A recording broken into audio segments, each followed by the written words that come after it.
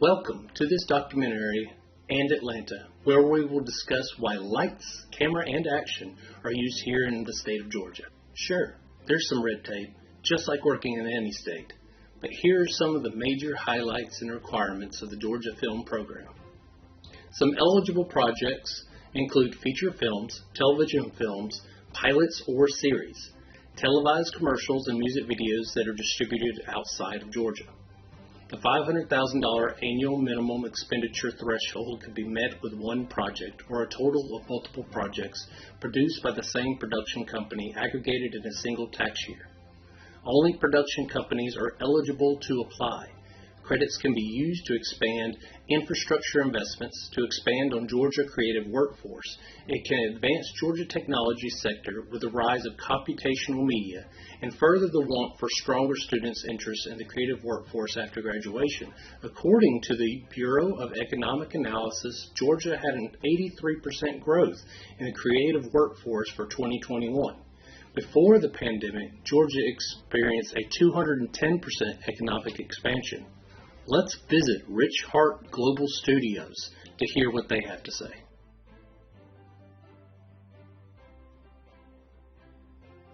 Welcome to Rich Hart Global Studios. Follow me.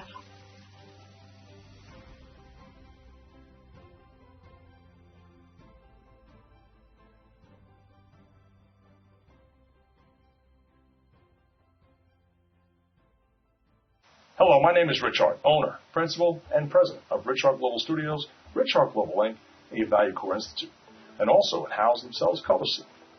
We are a full-service opportunity production studio for sound, audio, and video.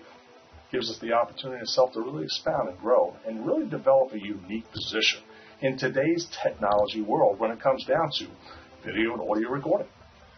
About 30 years ago, I had the opportunity itself to really get out as an international speaker, trainer, developer, business entrepreneur, business development managers, to see exactly what was out in the world.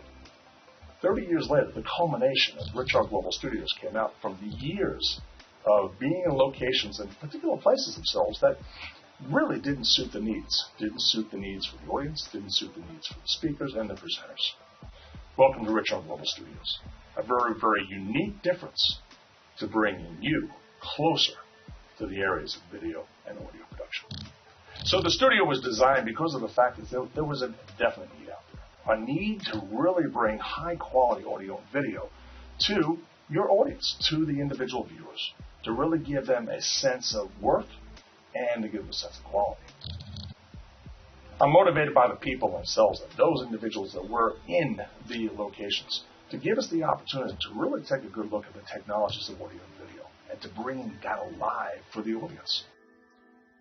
One of the jobs of the colorist was to be the interface between the director or the DP or the editor or the producer and their actual material or media and the way it would look on the monitor.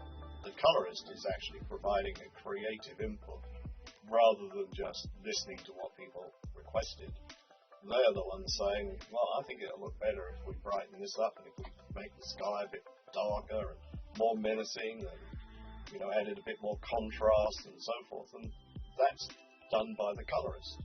Your customers are coming to you with material or with an idea of a shoot, and you need to give your input as to what you think you can do to make it look the way they are requesting.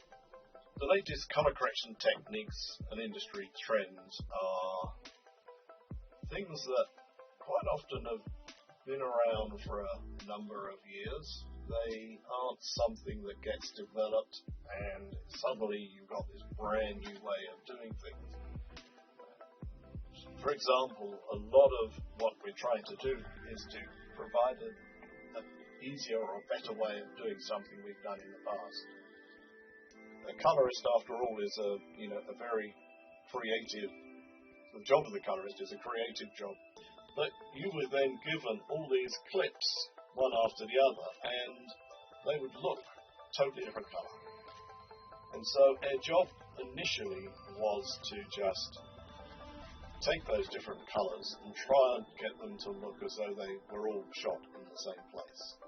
And that's why we were called color graders, because we were grading the film or the pictures coming out of the telecine to make the color look correctly colored. It wasn't any specific look we were going for, because that look would already have been decided before they shot. I felt inspired by a lot of the films that I watched as a kid. I felt inspired by stories, and I think that story is such a powerful means of communicating to other people, and I think it has such a immediate ability to send messages to people. You know, I mean, you can talk to people, you can write them, but it's almost experiential for people to see a film or see something in video. And I really want to be part of that. I think there's a lot of things that you can say to people. I think there's a lot of messages out there that people need to hear. And that just, you know, especially with film coming to Georgia, that just felt like that was more tangible than ever before. You know, it felt like I could be a part of that. Video is a medium just to tell stories is a lot like experiencing it firsthand. They always say that a photo is worth 1,000 words. So, you know, a video should be able to transcend a lot more information or communicate a lot more information. Because you can always explain things verbally. You can always try to explain it through text. But a lot of folks, they won't understand until they see it firsthand. And a video can really jump that gap and put people in the seat that you want them to be in. There's so many different things to learn in the industry. There's so many different places to start. For a lot of people, it can be really intimidating to. I mean, it's impossible to just research it on your own. You need others to be able to guide you. You need others to be able to show you the way, show you the pitfalls to look out for.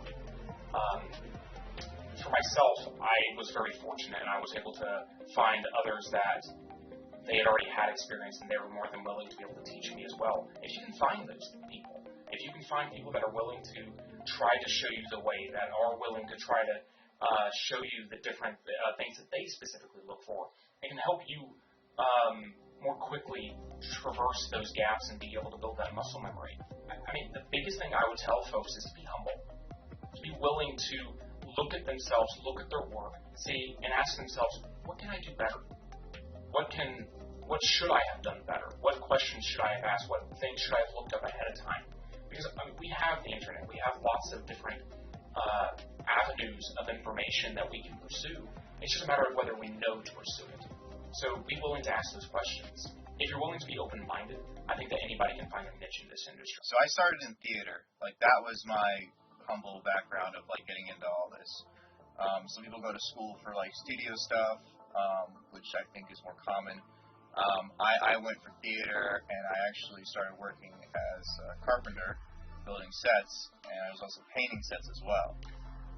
And then the technical director at the time, who's a really great mentor of mine, he told me, he's like, there's one thing I want you to learn from doing all this, is I want you to always be employable. Like, I want all the skills you take, like whether, you know, you're doing audio, you're doing lighting, or you're just going to be a carpenter guy, like all the way through. I want you to always be employable. And then the next day, he's like, okay, look, we also have gigs here at this theater, and I'm going to need you to learn another skill besides building sets. And that's when he offered me the choice between me and a really good friend of mine. He said, which one of you wants to do lights? Which one of you wants to do audio? I chose audio. My friend chose lights, which sucks. And then I continued doing audio. And from there, I started in theater, so I was doing, you know, sound design, which is very, like, common in, like, film. Like, my roots in theater really allowed me to always see things not in one lane for audio. Because in audio, you can do so much. You can do live entertainment, which I've also done, for, like, concerts and, like, you know, bands and stuff. You can just do podcasts. You can just be a podcaster guy, which is crazy to me. You could also do sound design, you know what I mean? You could be, like, a producer. You could be so many things that in theater, I got to touch every little department of, like, what audio does. So I would do sound design for, like, straight plays and whatnot, and then we would get musicals, and I would do the you know, sound design for musicals. and the music for the musicals, working with the main conductor, with the orchestra and whatnot. And I got to actually do all that, and I mixed for the live environment. I started making recordings. It just kept building, to the point that I went to a production company in Florida, which is where I started my beginning. I started learning more about live sound from an entertainment perspective, and then from there I moved to Georgia, down here. It's become a thing now where, being an audio engineer, you're always kind of wearing multiple hats of discipline, Audio always kind of bleeds into other things, and I think the trend going so far is just, how do we make things more simple? You get to meet high-quality artists and performers in a way where you're not being blocked off as heavily as other cities are. You know what I mean? Like, with LA, besides being egotistical, you have to, there's so many barriers of entry, just to get to the point that I'm at. And it took me a lot shorter than I think most people would in, LA or New York, Chicago, to just do what I want to do and to prove that I'm good at it, I understand that in any city or place, you go to for this job, you have to show that you're good. But I think with Atlanta, you get a bigger chance. You get a bigger chance, and you understand the job quicker. And I think that's really good. It has a better balance of that, and you start to feel what realistically this job is. The amount of people that artists I've seen come to Atlanta. In Georgia, that happens real easily, and there's no again, barrier of entry where you got to be this cool to ride this ride, or you got to be this to get that. I think Georgia is more open.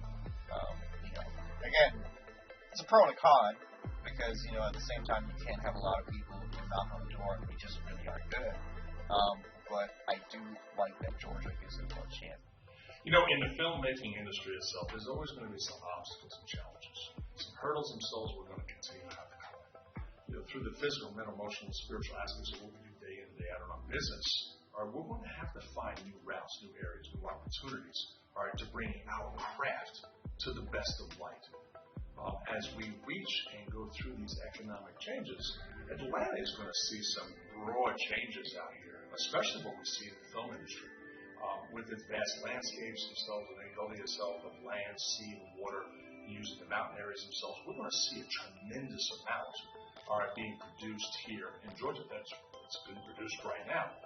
But I think in the long term, you're going to see Georgia as a major player, especially in the surrounding Atlanta area, especially with all the additional changes, enhancements, and growth that we'll see hopefully coming in the near future. So whether you came from New York or California, whether you came from other areas around the country that you were interested in this craft, I'm going to believe going forward in the future, not that I'm a little biased because I'm in Georgia, but the Atlanta area and Georgia area has so much to offer when it comes to production, when it comes to film, when it comes to sound.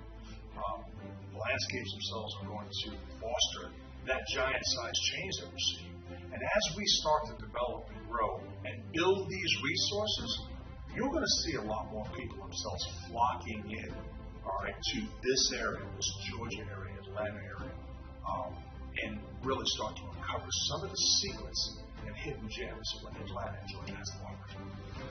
And Business Facilities Magazine awarded Georgia the #1 film production leader in July 2020. Aside from the statistics we discussed in the beginning and the compelling stories you heard from practical creatives here in the state, there are many more reasons to pick this beautiful state, even outside of the film industry. Each year, more film and creative production companies are building and moving to the state for reasons more than just tax incentives, like the land available, price of living, networking, and climate, just to name a few. It doesn't matter if you're watching this because you're a creative, a hobbyist, or just someone wanting to learn about the current status of the film industry. The real question is, where will you be when Hollywood is officially here in the South?